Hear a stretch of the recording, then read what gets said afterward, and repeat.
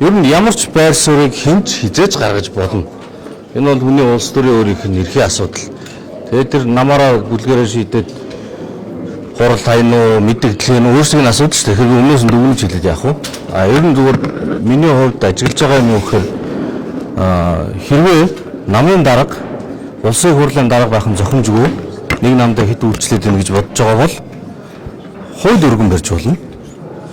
Хуулийн дээр нэг бүсэн тусгаад улсын хурлын дарга нь намын дарга байж болохгүй гэдэг хууль өргөн барих эрх нь бол байгаа шүү дээ. Хоёрт нь ардчилсан намын хувьд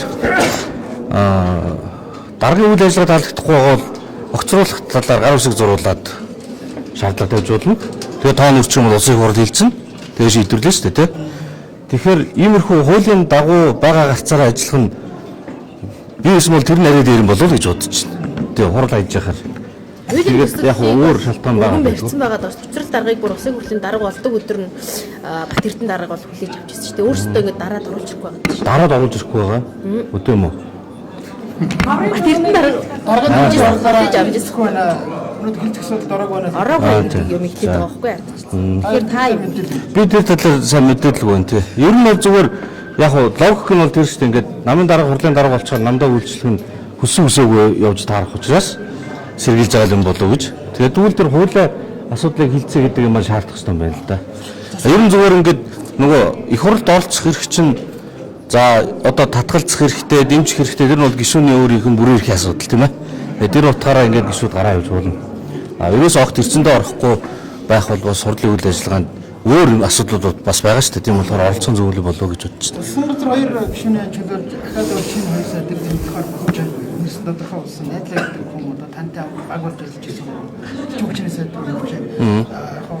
Дорчин дарга үед ярих юм бол хэрэг дор жаргал чүгчний сайд болыг гээд намдраа орчихсон бол бид дэмж бохож байсан гэдэг зүйлийг ярьсан хэрэг. Шинэ хоёр сайдын тэмдэглэлийн асуудал төр юу гэж бодож байна вэ? Тэгэхээр муу ажилласан гэж бодож байна уу? Ер нь салбарыг юу гэж бодож байна? Ерөнхий сайд кабинетээ бүрдүүлж ажиллаад түүндээ хариуцлага хүлээдэг.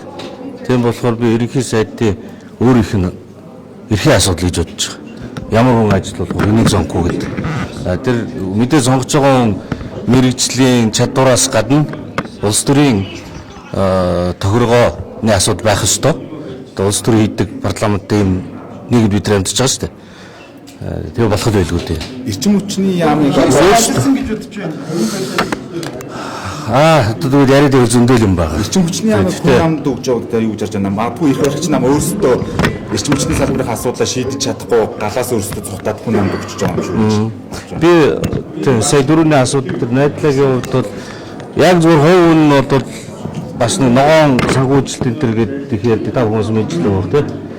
Сэргээгт эрчим хүч ногоон санхүүжилтийн чиглэлээр ажиллаж байсан. Тэгэхээр санхүү загвар тэр талаараа бол гайгүй болчихох уу. Тэгээ салбар нь өөрөө бүтцтэй шүү дээ. Эрчим хүчнийг ч бас мэрэгжлийн нэлээд хатуу институт байгаа. Тэд нар бол ямар ч сайд очисон нэг даванцчихгүй шиг явчих байх. Тэгээд нөгөө эрчим хүчний хороо гэдэг үн нэмээд хамаг галыг нь одоо ингээд хүн намынханд өгчлөө гэж ярьдаг.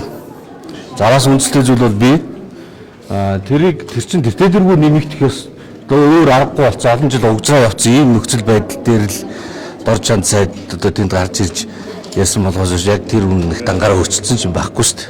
Угаасаа тэр салбарт өөр аргагүй болсон байсан. Тэгэхээр тэр үнийн хийсэн ажил нь одоо дараа нь хөрөнгө оруулалтаа оруулж ирээд сайд нь ингээд гарч ирээд тэгэл хоршиж хийж үр дүнд хүрэх гэж бодож байгаа юм байлгүй дээ гэж бодож байна. Нэг зүгээр өчтөр уржигдэр би сайд болсон бол ийм ажлууд хийнэ гэдэг. 5 зүйл бичсэн. Тэр 5-ыг хийхгүй бол Монголын эрчим хүчний салбар угаасаа явахгүй. Тэгэхээр энэ бол ямар ч сайд болсон тэрийг хийгээсэй гэж бодож байгаа. Дээр нь нэмээд хэлэхэд эрчим хүчний одоо сэргээгт гоё ногоон тийм ээ ингээд янз бүрийн ярьж байгаад амар өндөр үнэтэй юмнууд хийдэг. Зүгээр наад зах нь өндрийн кабель одоо метрэнд 7,000 төгрөгийн кабелийг 70,000 төгрөгөөр аваад угсарж байгаа мэдээллүүд надад ирж байгаа. Тэр багнуур дээр батарей хөрөнгөлөөр Монголын эрчим хүчний доктортой маш сайхан чухал гэдэл их гоё төсөл хэрэгжүүлсэн. Одоо улсын жишээ бол 20-30 сая долларын өртөгтэй ажлыг 80 сая доллараар хийсэн. Ийм юмнууд бол байгаа. Тэгэхээр энэ нэгдэлтэй хатуу бүтцтэй институцлэгдсэн сайн салбар учраас хэрэг харагтаа бол бас ингээд удирдлага солигдоход нэг гарахгүй байх талтай. А нөгөө талдаа тэр бүтц дотор мөнгө нааш нь явуулдаг зохион байгуулалттай хүмүүс зөндөө байгаа учраас тэрэн дээр маш хатуу ажиллах хэрэгтэй гэж би бодож байгаа. Тэрэн дээр бол хялтаа. За тэр дээр нэг сайн хэлж. Өөрсдөө